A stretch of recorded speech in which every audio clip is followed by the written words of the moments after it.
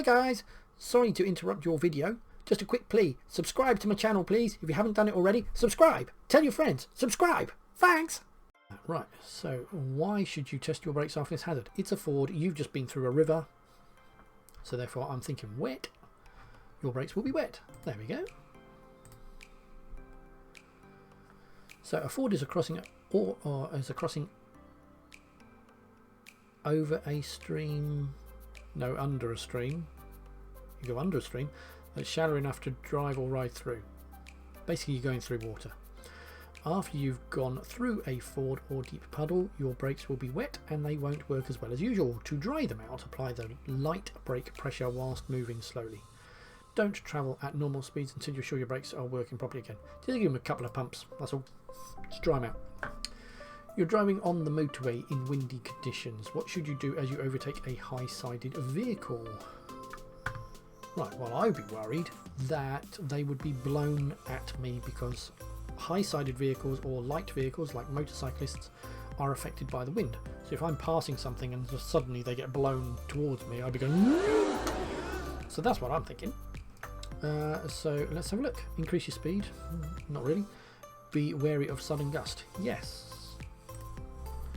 Drive alongside very closely. No. Give them room. Expect normal conditions. No.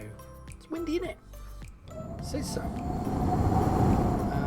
So you might have to bang on a brake or possibly accelerate out of danger. I mean, it's not a bad idea when you go past a vehicle on a motorway to be at least 5 miles an hour or more faster than them when you do it, because you will get past them fairly quickly. So just in case something like that happens, you don't really want to be next to a vehicle on the motorway in case they suddenly swerve, get a blowout or something. What must you do when you're overtaking a car at night? Okay, flash your headlights when overtaking. Yes, no, yeah. There we go. We've done this a number of times now. Don't dazzle people. Oh, I'm dazzled. Why are vehicles fitted with rear fog lights? Okay, to make them more visible when driving at high speed. What's the speed got to do with anything? To show when you've broken down or in a dangerous position. Now that's what hazard lights are for. To make them more visible in thick fog. Well, it certainly does. To warn drivers following closely to drop back. Well, people do that sometimes, but it's actually for poor visibility. It's not specifically fog because, you know, like when does fog turn into mist, and when does spray on a motorway turn into mist or fog, or know how much water is there? There's no definition. It's just water vapor in the air. So you can use rear fog lights when visibility is less than 100 meters.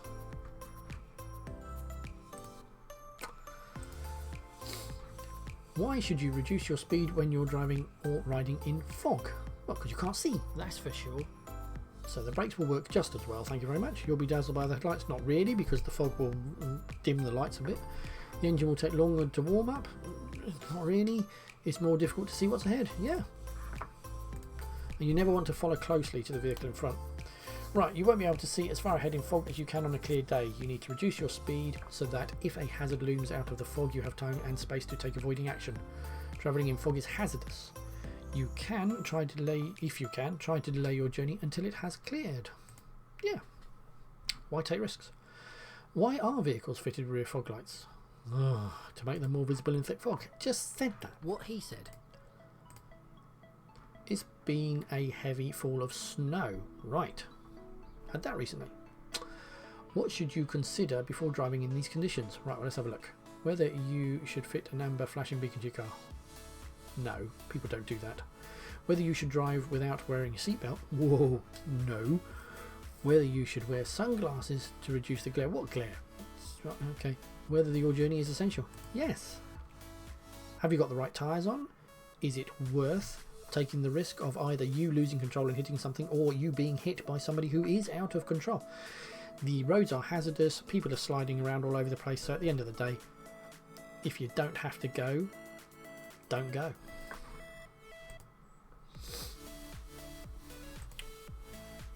You're driving at night. What should you do if you're dazzled by headlights coming towards you? We've done this one. Slow down or stop.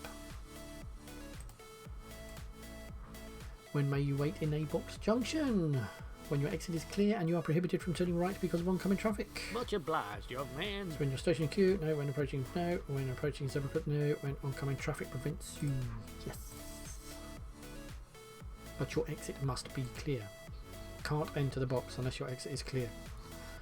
Why is it bad technique to coast downhill? Because you have lost engine braking, therefore the vehicle will gain speed more quickly. If you don't know what engine braking is, go and watch my video on how a car works. It'll be in my theory section. You've been driving in fog. What must you do when visibility improves? You must switch your fog lights off. If you've got your fog lights on, visibility must be less than 100 meters. As soon as it becomes more than 100 meters, it is illegal. You will get fined. Switch them off. Interesting. I mean, if you come across another patch of fog, you can always put them back on again, can't you? But don't just drive around with your fog lights on. So switch off your fog lights. Keep the fog lights. Keep them switched on. No. Keep your fog lights switched on. No, you're well rear and front. Right. Leave your fog lights switched on in case fog returns. No. You've got to switch them off because they're bright. They dazzle people. Now, the same brightness as a brake light, and remember the highway code states that in traffic at night time you should, if you stopped at a light, you should put the handbrake on and take your foot off the brake so that we don't bright light people behind us. Well, the fog light is the same brightness as a brake light, and so therefore we switch them off when we don't need them.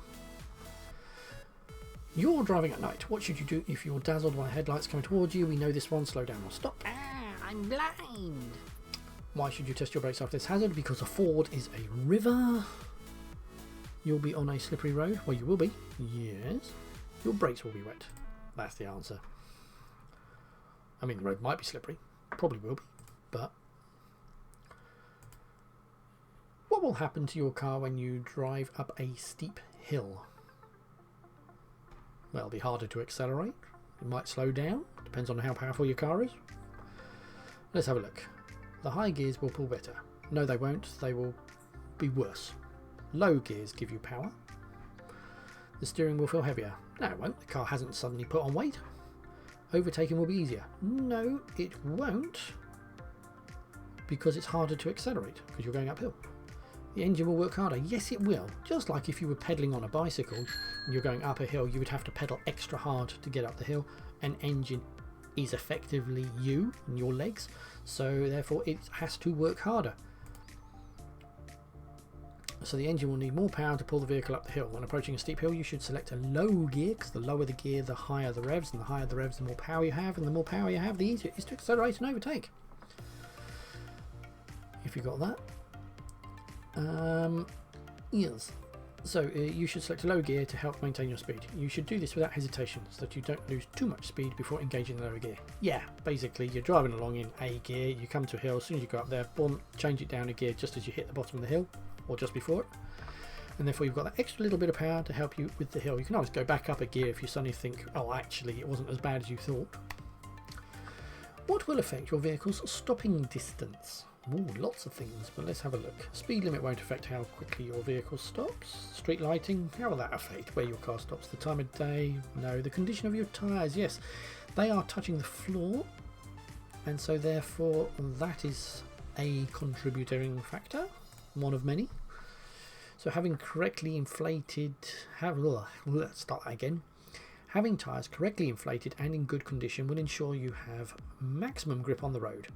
How well your tyres grip the road has a significant effect on your car's stopping distance. Not off.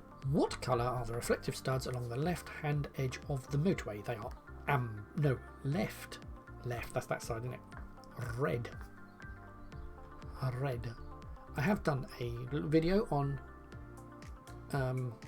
reflective studs, and it's also in the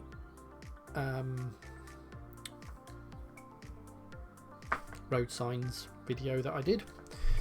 So it's red and green on the left, amber on the right, white in the middle. Red for a hard shoulder. So reflective studs are used to help you in poor visibility. Different colours are used so that you'll know which lane you're in. These are red on the left hand side of the carriageway, white between lines, amber on the right hand side of the carriageway, and green between the carriageway and the slip roads. Technically green is also on your left, but what they're talking about is normally if you're just driving along you haven't got an exit all the time. Most of the time you've got a hard shoulder, so therefore it would be most of the time would be red. is a badly worded question.